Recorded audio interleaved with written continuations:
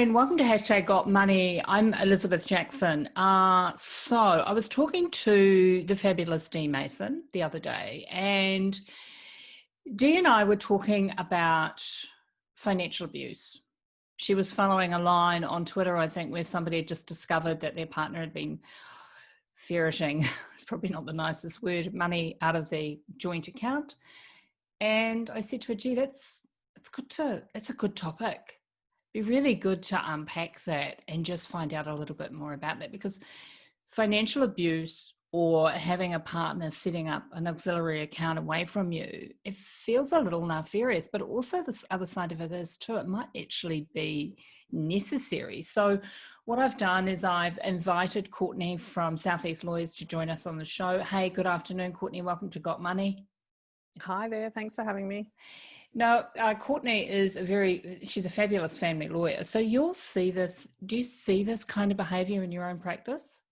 Absolutely. We certainly do. It's surprisingly common where one party really has no true understanding of what's going on behind their back, essentially. It's a problem. Is it a necessary evil? Oh, look, in some relationships, I'm sure you've always got one financially responsible person and one person who enjoys spending money. So sometimes, yes. And that one? I'm the financially responsible one in my family. So I would say without question that my husband really doesn't have a clear grasp on our finances as such. Like, he wouldn't know what's where and what's paid from where, but he can access it all. But he can access it all. But that's really common, that in relationships there's one person that's in charge of that sort of stuff, and we've all got our roles, but there's certainly circumstances where excuse me, it's the time where people realize they don't have even access to their own money, or access to the family money. That's a problem, where they're monitored, their spending is monitored. Can they just grab their car keys and go out to the movies and dinner with a friend without checking with their spouse, partner, whether that's okay, or with the knowledge that they're going to be questioned about that spending? That's a real problem. So this is a form of abuse, isn't it? Absolutely. It falls within the definition of family violence. Economic abuse is certainly prevalent. I recall a story of a woman having tried to teach their adult child to use the washing machine, and the husband felt that was inappropriate for their son to have to do such things as washing the clothes, and so he cut the hoses to the washing machine and then said to the wife, "Wash my clothes, sort it out, not my problem." And yet she had no access to their money to be able to go and repair that. So she took a trip to the laundromat because she just didn't have the freedom to deal with that, either financially or, within any other options available to her. So you see it you see it when couples come in looking for divorce guidance. Do you ask them at that stage about their financial situation with their partner? Is that something that you dig in straight away with them? Yeah, it is, absolutely. And look, every relationship is different, and certainly many people have a joint bank account where they put their pay into and they pay all their bills from it, etc. But a lot of couples keep their money separate, and it's always funny, the horror on my friends' faces who have got the joint account when they say, "What do you mean they've got their own money?" Well, they've been married for 30 years and they've still got their own accounts, and they just pay maybe an equal contribution into the joint account, and then otherwise they keep their money separate. So everybody is different and operates their financial management differently, but we do see a lot of people. Also people come in often where there's a family business, or partners self-employed. The person that's not in that business often has no idea about the structure of the business, what liability they have personally, whether they're a director, a shareholder, a trustee of a trust, like they have no idea, and they don't know the day-to-day operation of something that their name is perhaps on. And that's a real problem. And, you know, look, we can dig into all of that. Is that easy enough to unpick? To a degree, yes. And the family court is very good in that they don't care about your company structures and your trusts and shifting money around. People think they can put money in a trust and that they're protected from, you know, having to hand it over, which that may well be the case in corporate law. But in family law, the family court takes the view that if you have control of the trust on a day-to-day basis, then that's very much part of your asset pool. So it is possible to track it down, but the extent to which you're wanting to spend money to track it down, it becomes a bit of a balancing act of how much are we going to find versus how much is it going to cost to find it. And what if there's nothing there when we find it? You know, if they've spent it, it's gone. So on the very worst side of it, you can find the funds, but the amount of money that's required to do that is exorbitant. So there would really, you would have to really have a notion that there is money sitting there for you to spend that. Yeah. And I guess and look, you know, we do have that. We can see, you know, in my practice, we work together very closely with our director, Melanie, who's got a fantastic understanding of corporate processes, and she loves tracking down money and finding out where things are hiding, and that's a passion. So we can certainly see the red flags of, oh yep, there's something going on here, but the real worry is that sometimes the money's gone. If they've spent the money, it's gone. If they've squirreled it away and it's sitting somewhere, great, but if it's gone, it's gone. So it really depends on what they're doing with those funds, whether they're off spending them, having a lovely time in their personal time, or, you know, putting them away for a rainy day. Do you think, like, so the red flag is if you can't go to the movies and grab the card without it being monitored, then you're in trouble, really, aren't you? Yeah. And a lot of people, that process or that control creeps up through a relationship. That's not how a relationship starts. And then all of a sudden, maybe, you know, 5, 10, 15 years in, someone will sit back and think, well, I don't have the freedom to spend the family money, my money, without checking. I don't have the ability to just say to my friend, yeah, I'd love to come and have dinner, let's do that. Or it's about the kids. A lot of times we see in relationships with children that the children need things, and one person's spending all their own money on it whilst the family money is elsewhere and not accessible, and no, the children don't need that. But, you know, this one particular parent will feel that no, they do need those things, and so they will spend all money they can get their hands on to look after their children in a way that really should be done by both parties. When it comes to family court and divorce, I've got a friend in my life, and a lot of her husband's business was cash. And he kept a cash book. So when it came to family court time, it was very hard for her to prove the full extent of his earnings. Yes. Do you see a lot of that? Less so, I think, these days, because cash businesses are much more rare. I think in this day and age, who's carrying cash? Yeah. You know, which is a good thing, really, when you look at it like this. It is. It really is. But there is always room for, you know, for cash in this society. And there's always room for creative accounting, I guess. Creative accounting, is that what we're calling it? But the flip side of it is, there's an argument that if a person was receiving cash for services, both parties arguably have had the benefit of that cash. So if you put aside the financial abuse part of things for the moment, you say you've got a couple who are both well aware that there's a cash business happening. They separate, and at the end of the day, the business is valued and it's worth 20 grand. But they both know that it's worth a lot more than that because of the cash side of things. That's too bad. Oh, I get what you're saying. Yeah. You've had the benefit of the cash. You've not met your social responsibilities by declaring that properly, you can't now turn around and say, oh, but that party's earning or keeping that business, and I know that business is actually worth 100 grand or more, and the income from it's way more than what it says, and blah blah blah. Too bad. You had the benefit of it throughout the relationship, and it's a bit difficult now. And the family court has the ability to send your matter off to the ATO. They get whiff in a hearing. Do they really? Yeah, they can, absolutely. And by the time the ATO are done, you might not have an asset pool. So that's a risk to both parties that, they need to be aware of what they're doing. When there's financial abuse in a relationship and the partner that's in that abusive situation leaves, they would be essentially leaving with nothing.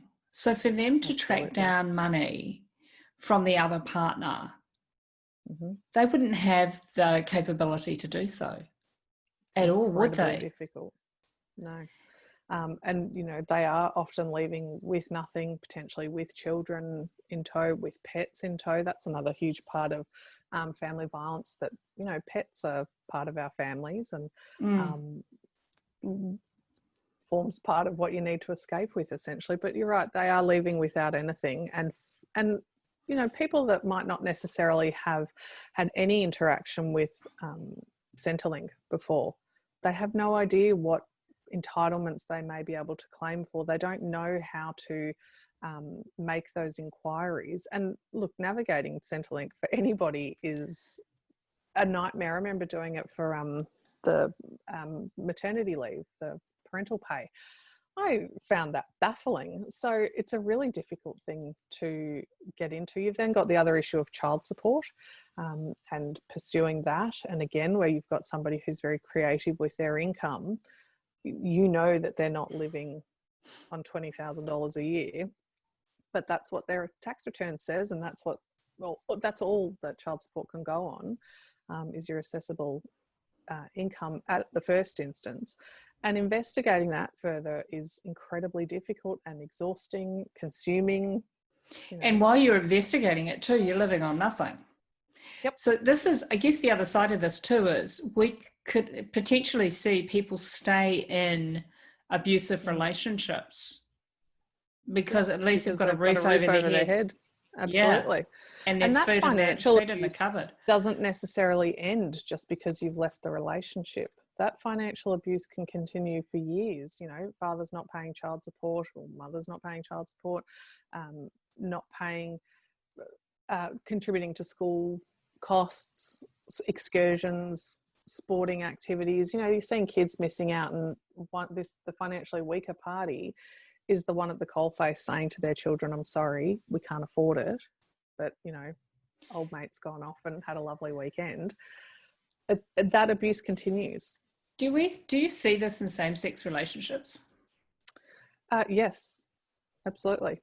Yep. Yeah, because I think we talk about the male-female relationship, and that's a consequence of being inside of that on occasion, but surely it must exist within my community as well.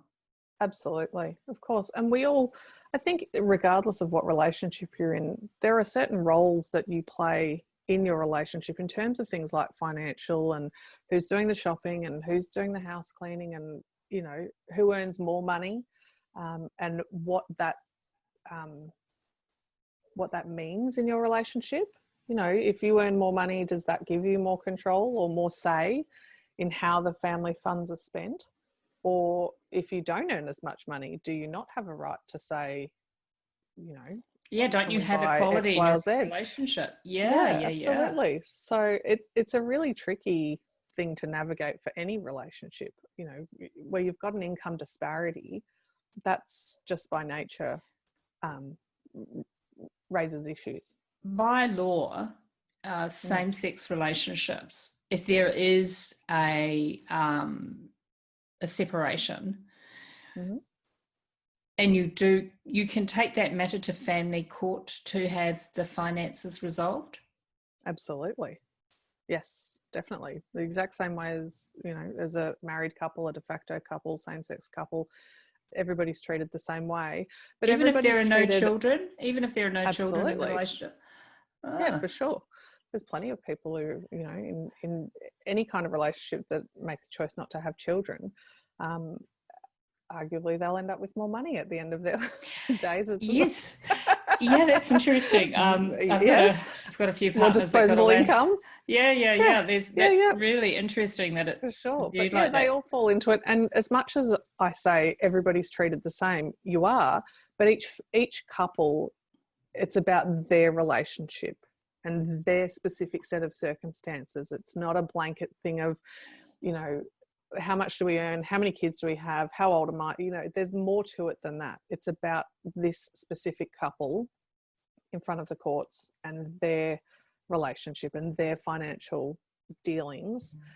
So there's no blanket approach in that sense. You all fall under, everybody falls under the act. Any walk of life comes into it, but then each couple is treated specifically. It's really good to know that we, in the LGBTQIA plus space, gee, I've got that down now, Pat, haven't I? That we have the same rights, because it used to be a day where we really kind of managed that stuff in the dark. You kind of just grabbed your toothbrush and left your partner's house and your cars and all the rest of it. And if you've got a circumstance where where one party has worked and maybe in quite a lucrative job and the other party hasn't had to work, because that's the relationship and everybody was happy with that, you stay home and keep house and organise dinners and I'll go out and earn the money. Great. But then at the end of that, 20 years down the track, one party's got a heap of superannuation, the other party has nothing. And in those circumstances, you know, before same-sex couples fell under the Act, that meant walking away after a huge commitment. And with nothing. It was shocking that was the case for so long. Yeah. It's, you know, there's some people within our community that complain that all of a sudden the benefits of not being so the benefits of being recognised means that now that our tax brackets have changed, so we now have to play by everybody's rules. But the other side of that is now, though, too, that we are actually protected by those rules as well, which is actually really nice. You know, if you're in a partnership and your boyfriend's, you know, earning $250,000 a year and you're at home keeping the lights on and the food on the table and all the rest of it, well, damn right you have a place at that table. Absolutely. Thank you for joining me, and thank you for making that evident and for bringing that into light. One last thing I did want to mention is if you're in a relationship where perhaps there is a business self-employment company structure that you don't know about and that you just want to know more, because I think people should, that's something that we can look into as well. It doesn't have to be because you're separating. It can be, I want to understand what this financial circumstance is, and I want to know what my name's on, and I want to know what responsibility and liability that gives me, just for my own personal knowledge, so that it's not being explained to you by a partner saying, don't worry about it, it's fine, it's all fine, it's all fine. You can have that independent advice that says, this is what your liability is, this is, you know, the pitfalls of that, and these are the benefits of it. And it's worthwhile making those inquiries just to give yourself some knowledge and power. It's a really clever thing to do. You know, when I go to do anything within our business, my partners and mine, my partner comes with me to meet the accountant and we discuss everything together. So she's really aware of how we structure our home. The fact that somebody would do that without including their partner inside of that conversation, that's nefarious as well in itself, isn't it? Look, it is and it isn't, because you're in a relationship with someone, you inherently trust them. You trust, and that's okay. You know, that's, people come into me and say, I had no idea, I feel so dumb. It's okay to have those roles in your relationship, and it's okay to let somebody be the financial person. It's just about making sure, if you want to know, that you are entitled to know, and you know, I think you should know, but you don't have to. But if you do want to, that's information you should have access to and understanding to. And then if it's a person that's saying to you, oh, don't worry about it, it's fine, no, you don't need to, that's when you need to start to be, Jesus, yeah, the senses are tingling. Hey, if they don't want you to know, you got to know. You got to know. Exactly. That's like an invitation, isn't it? Yeah, exactly right. Um, Yeah. Courtney, I want to thank you for joining us today on hashtag Got Money. You've been amazing. How do our listeners find you? Thank you for having me. We're at our website of southeastlawyers.com.au. We're on Facebook, Instagram, or you can ring the office on 9723 5300. Love it. Nice way to end. Everyone, if you need Courtney's advice or any of the advice from any of the other participants of hashtag Got Money, please reach out to us. We do have a website. It's gotmoney.com.au or our YouTube page, which is gmtv.com. Take care, everyone. Be well and safe. We'll be thinking about you.